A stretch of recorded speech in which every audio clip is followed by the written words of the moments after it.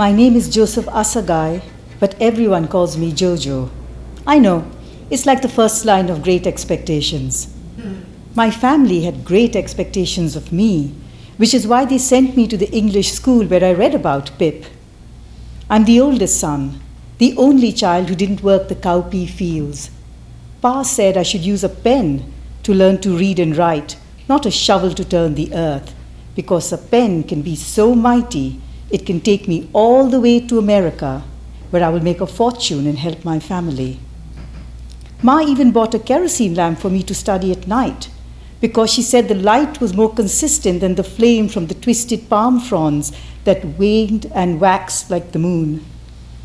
Every morning when Ma cleaned the black soot from the fat wick, she said the same sentence, "Jojo, I've heard that in America there are lights that burn without kerosene."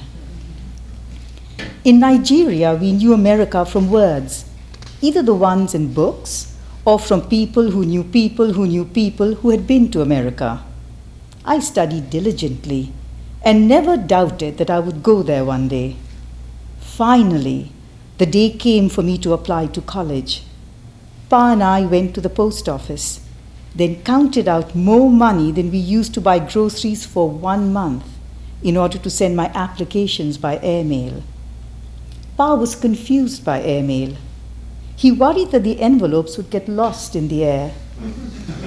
The postman, who liked to show off his little knowledge of English, laughed and laughed. Pa shrugged. "Laugh at me, but soon I will be sending my son letters to America with this airmail. And you will be sitting here selling stamps." Pa and Ma and my brothers and sisters were so excited when the admission letter arrived. The envelope smelled sweet. The paper was the finest we had ever seen. And best of all, the name was perfect. American College. Not only was I going to America, I was going to study in American College. My youngest sister ran around shouting, "Jojo's going to America, where everyone has plenty to eat and even animals have their own rooms." I wore new pants, new shirt, new shoes for the plane. The soles were so slick, I slipped in the airport and fell on my bottom. My grandmother, who lived by signs, would have told me to turn around and go straight home.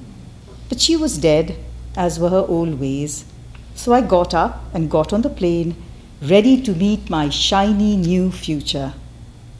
So you can imagine my surprise when I arrived in America and found that the streets were full of holes, big, small, everywhere, more dangerous to walk than the dusty paths in our village.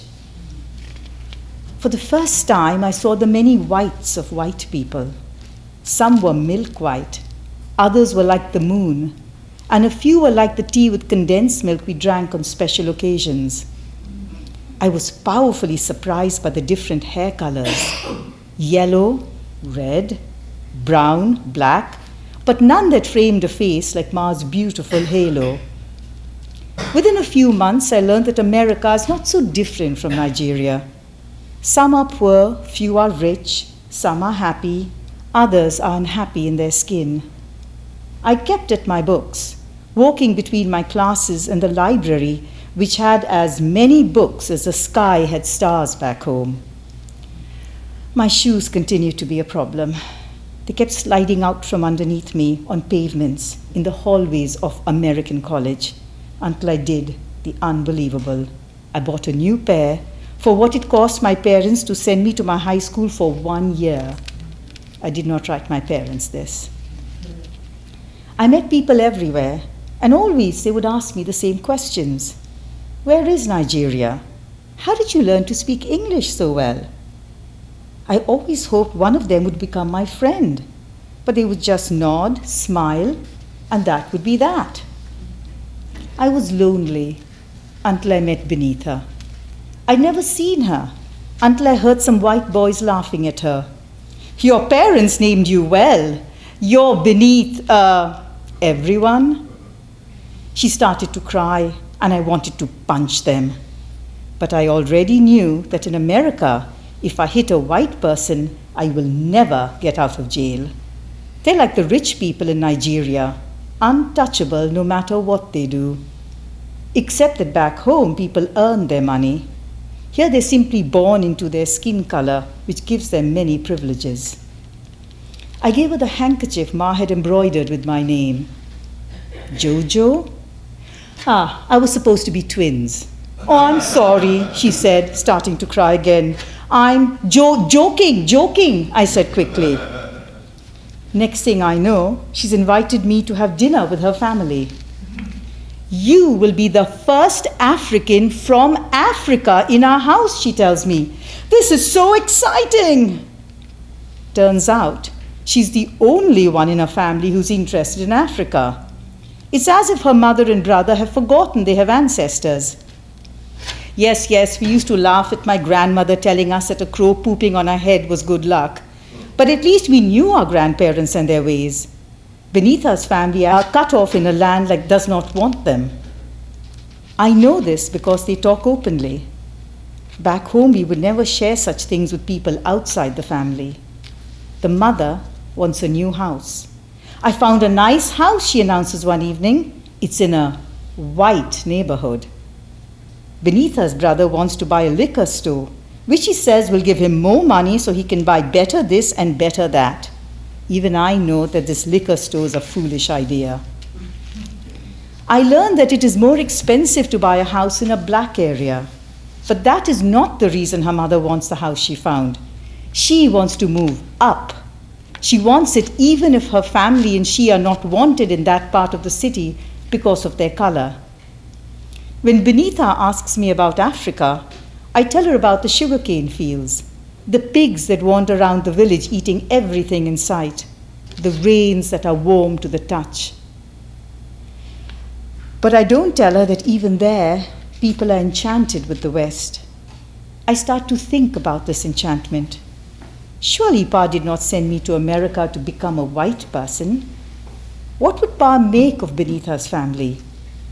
Will I become like them if I stay here? Just another person who wants to be something he can never be? For you can change your language, you can change the fruits you eat, you can wear new shoes, you can buy a new house, but you cannot change your skin. Can you change the way people look at you, treat you? I want to drink water when I'm thirsty. I don't want to have to find a fountain that allows me to drink from it. I really like Beneatha, like that she's serious and wants to become a doctor, that she's interested in me. She even wants to know the name of our cow. And when I tell her it's just a cow not worthy of a name, she makes me promise to name it when I return home. You can come with me and name it yourself, I tell her, and she smiles. I don't know what that means. Is she smiling like those people who ask me questions but never wanted to know me, spend time with me? Towards the end of the semester, Beneatha invites me to Christmas. She tells me of a tree, presents, a drink called eggnog, and how beautiful the world looks with snow.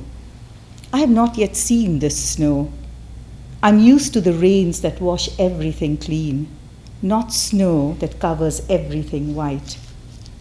I miss the brown dust of Nigeria, miss being the same color as everyone else. I book my ticket back home. If I'm going to make my life, I will do it on a warm field where water is free to anyone who wants to drink it. Thank you.